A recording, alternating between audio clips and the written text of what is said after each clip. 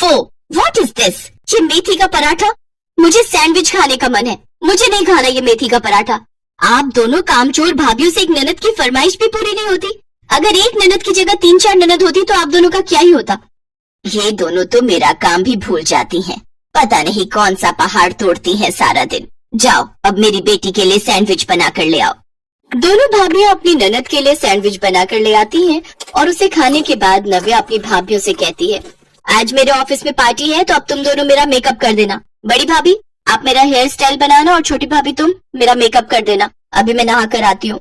कुछ देर बाद नव्या तैयार होने लगती है तो दोनों भाभियां उसका मेकअप करती हैं। तभी छोटी भाभी नैना कहती है, दीदी आपका हाथ खाली है, मेरे पास बहुत सुंदर चूड़ियां रखी हैं, आप उन्हें पहन लीजिए। यू गंवार, तुम्हें इतना भी नहीं पता कि मॉडर्न वेस्टर्न कपड़ों के साथ चूड़ियां नहीं पहनी जाती? जी दीदी। फिर तैयार होकर नव्या ऑफिस चली जाती है। ऐसे ही एक दिन जब बड़ी भाभी सोनम पोछा लगा रही होती है तो नव्या जानबूझकर मूंगफली के छिलके वहाँ गिरा देती है। दीदी मैंने अभी यहाँ पोछा लगाया था और आपने। हाँ तो सफाई करते हुए तुम्हारे हाथों में दर्द हो रहा है क्या? तुम ऐसे नहीं मानोगी, ठहरो मैं अभी तुम्हें बताती हूँ। नव्या अपनी बड़ी भाभी सोनम का हाथ मरोड़ देती है।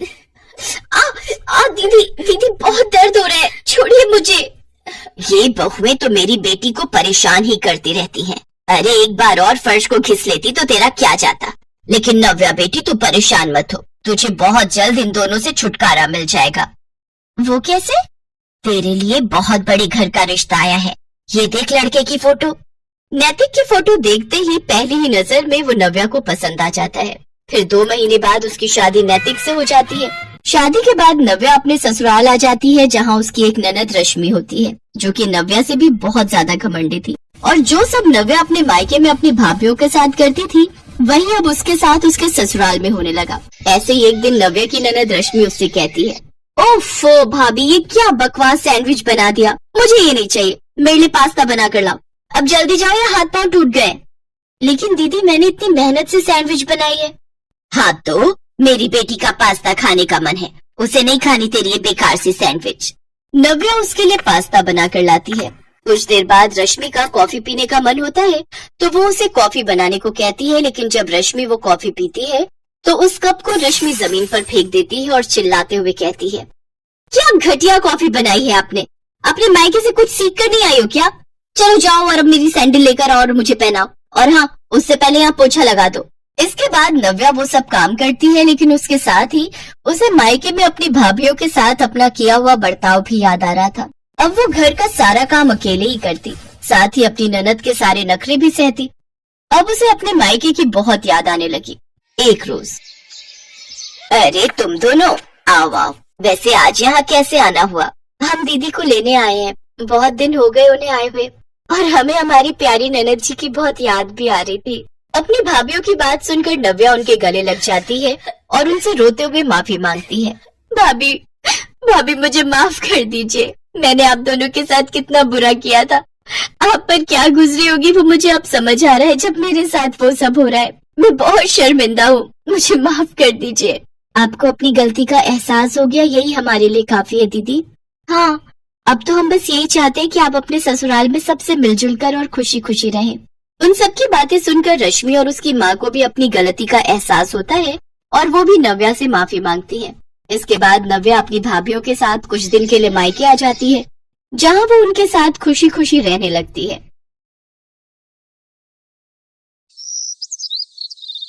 वर्षा के माता पिता का देहांत हो गया था, जिसके बाद उसके भैया भाभी ही उसका सहारा थे। सुबह की पहली भोर के साथ वर्षा जागती और सारा दिन घर के कामकाज में लगी रहती, जबकि उसकी भाभी पानी का गिलास तक नहीं उठाती।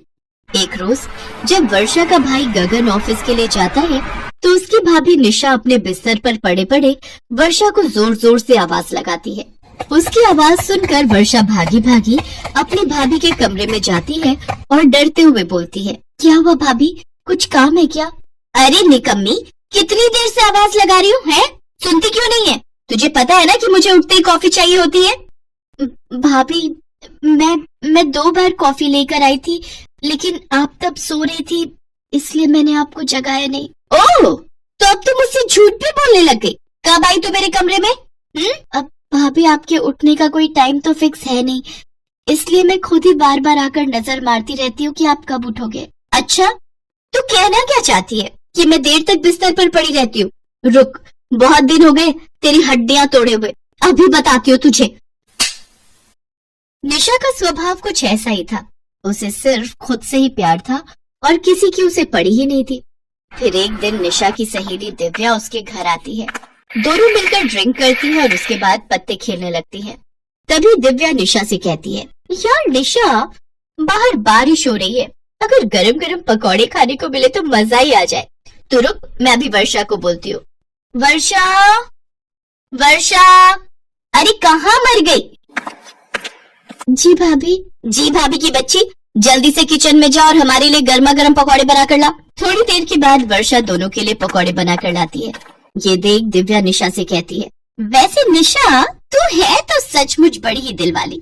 तभी तो बिन माँ बाप की इस लड़की को अभी तक अपने घर पर रखा हुआ है। तूने अब तक इसकी शादी नहीं की, अब तो तू जल्दी से इसकी शादी कर दे और अपनी जिम्मेदारियों से छुटकारा पा ले। हाँ, अरे वर्षा, तू अब तक यहाँ क्यों खड़ी है? यहाँ खड़े खड़े हमारी बातें सुन रही है क्या? चल निकल यहाँ से। अरे यार, इस मुसीबत को तो मैं भी जल्द से जल्द अपने घर से भेजना चाहती हूँ, लेकिन इसके लिए कोई लड़का मिले तभी तो। और मैं तो बस इतना ही चाहती हूँ कि भले लड़का कैसा भी हो, लेकिन वो बस दहेज न मांगे और शादी भी सस्ते में ही कर ले। बल्कि मैं तो कहती हूँ कोर्ट मैरिज या मंदिर में ही कर ले, ताकि कोई झंझट भी ना हो और मुझे इस पनौती पर पैसे भी ना खर्च करने पड़े। अगर तुझे पैसे से इतना ही प्यार है तो अपना पैसा लगाने की जगह ऐसा कुछ सोच कि तेरी ननद की वजह से तेरी अच्छी कमाई हो जाए। लेकिन ये कैसे मुमकिन है? अपनी कुंवारी ननद का सौदा करके, और ऐसा करके तेरे एक तीर से दो निशाने हो जाएंगे। एक तो तुझे पैसे देने की जगह पैसे मिलेंगे और साथ ही तुझे उससे छुटकारा भी मिल जाएगा, और वो भी हमेशा हमेशा के लिए। इससे तू भी खुश हो जाएगी और वो भी। सौदा? अरे अगर मेरे पति को पता चला ना कि मैंने उनकी बहन का सौदा किया है, तो तब तो वो पक्का मेरा भी सौदा कर देंगे। इससे तो यही अच्छा है कि जब तक ये यहाँ है मेरी नौकरानी बनकर ही रहे। देख निशा, मैं तो तेरी भलाई के बारे में ही सोच रही थी। अब तो भले ही कितनी भी छोटी शादी करे अपनी ननद की, लेकिन उसमें ना करके भी तो खर्चा हो ही जाएगा। अब आगे तेरी मर्जी की तू क्या करना चाहती है, इसीलिए मेरी मान तो उसका सौदा कर ही दे। निशा भले ही दिव्या को अपने पति की बहन का सौदा करने से मना कर देती है, लेकिन लालची स्वभाव के कारण वो आखिर कब तक अपने लालच को दबा कर रखती। ऐसे ही कुछ दिन बीत जाते हैं। फिर एक दिन निशा का पति गगन मिठाई का डब्बा लेकर आता है। अरे अपना मुंह मीठा करो तुम दोनों, आज हम सबके लिए बहुत ही खुशी का दिन है। आज मेरी बहन वर्षा के लिए एक बहुत ही बड़े अमीर घर से रिश्ता आया है। क्या रिश्ता? और वो भी अमीर घर के लड़के का? हाँ रिश्ता, और मुझे तो लड़का बहुत पसंद आया। एक बार तुम दोनों भी लड़के से मिल लो, फिर देखते हैं कि क्या करना है। और वैसे भी हमारी वर्षा की उम्र अब शादी लायक हो चुकी है। लेकिन भैया, अगर मेरी शादी हो गई तो फिर आप लोग कैसे रहोगे? भाभी को भी घर के काम करने की आदत नहीं है। अरे मेरी गुड़िया रानी, अब तो हमारी फिक्र करना छोड़ और अपने आगे की जिंदगी के बारे में सोच। बस तेरी शादी हो जाए और हमें क्या चाहिए। और तू काम छोड़ेगी तभी तो निशा के सर पर जिम्मेदारियां आएंगी। ये मेरे पति की बहन जो मुझे फूटी आंख नहीं भाती, उसकी शादी एक बड़े और अमीर घर में? नहीं, मैं ऐसा बिल्कुल नहीं होने दूंगी। अब मुझे कुछ करना होगा जिससे सांप भी मर जाए और लाठी भी ना टूटे। अगले दिन निशा अपनी सहेली दिव्या से मिलती है और उससे अपनी ननद के सौदे की बात करती है। 2 दिन बाद निशा वर्षा को अच्छे से तैयार करके एक पार्क में ले जाती है और कुंती देवी नाम की एक औरत से मिलवाते हुए कहती है, ये मेरी कुंवारी ननद है जो कि दिखने में काफी सुंदर है और ये आपको भी काफी पसंद आएगी। भाभी ये कौन है और मुझे इनसे क्यों मिलवाने लाई है? ये मेरी रिश्तेदार है और अब तुम इनके साथ ही जाओगी। लेकिन क्यों भाभी, मैं इनके साथ क्यों जाऊं? और भैया ये बात जानते हैं क्या? हाँ, उन्हें सब पता है। दरअसल हम दोनों कुछ दिनों के लिए बाहर घूमने जा रहे हैं और उन्होंने ही कहा था कि मैं तुम्हें अपने किसी रिश्तेदार के घर छोड़ाऊं। इसके बाद निशा कुंती देवी को अकेले में लेकर जाती है और उससे कहती है, मैं अपनी इस ननद का सौदा तुमसे कर रही हूँ।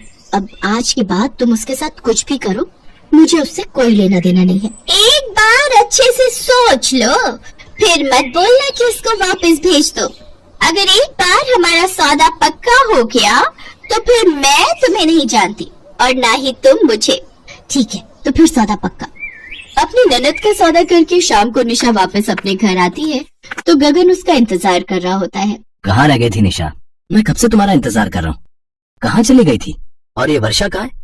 वो भी कहीं दिखाई नहीं दे रही। मैं भी वर्षा को ही ढूंढ रही हूँ। वो सुबह से लापता है। कहीं ऐसा तो नहीं कि तुम्हारी शादी करवाने की बात से वो परेशान हो गई हो और उसने घर ही छोड़ दिया हो।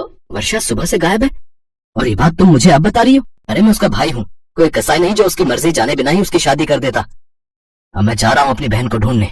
इतना कहने के बाद गगन अपनी बहन की तलाश में निकल पड़ता है, लेकिन फिर भी उसको वर्षा का कहीं पता नहीं चलता। काफी खोजबीन के बाद भी जब उसे वर्षा नहीं मिलती तो वो थक हार कर घर वापस आ जाता है। वो जैसे ही अंदर जा रहा होता है तभी उसे अपनी पत्नी की बातें सुनाई देती हैं। अरे यार, अभी तो उस पनौती, मेरा मतलब है गगन की बहन का सौदा करके पैसे मिले हैं मुझे, तो मैं तुझे 1-2 दिन में तेरे पैसे भी दे दूंगी। ये बात अच्छे से याद रखना निशा कि तुम्हारी कुमारी ननद का सौदा करने का आइडिया मैंने ही तुझे दिया था। तुझे जल्दी मेरा हिस्सा भी मुझे दे देना चाहिए। अगर कहीं तेरे पति के आगे मैंने मुंह खोल दिया ना तो तुझे दिक्कत हो जाएगी। ये कैसी बातें कर रही है तू? मैं कौन सा तेरे पैसे लेकर भाग रही हूँ? मैं तो यही बोल रही हूँ कि 1-2 दिन वेट कर ले। समझती क्यों नहीं है तू? कुछ ही देर में उन दोनों के बीच में काफी तू मैं हो जाती है और दोनों एक दूसरे की सारी पोल पट्टी खोल देती हैं, जिसे गगन सुन लेता है और वो अंदर आकर कहता है, तुम्हें शर्म आनी चाहिए जो अपनी ही ननद का सौदा कर दिया। अरे तुमसे अच्छे तो पराये लोग होते हैं जो कम से कम हमदर्दी तो दिखा देते हैं, तुम्हारी तरह दिखावा तो नहीं करते। गगन तुम्हें कोई गलत फहमी हुई है। अब हम तो किसी और के बारे में बात कर रहे थे। अब भला मैं अपनी ननद का सौदा कैसे कर सकती हूँ? इसके बाद गगन निशा से अपने सारे रिश्ते तोड़ देता है और उसे अपने घर से निकाल देता है और फिर पुलिस की मदद से अपनी बहन को ढूंढ निकालता है और उसे अपने घर वापस ले आता है।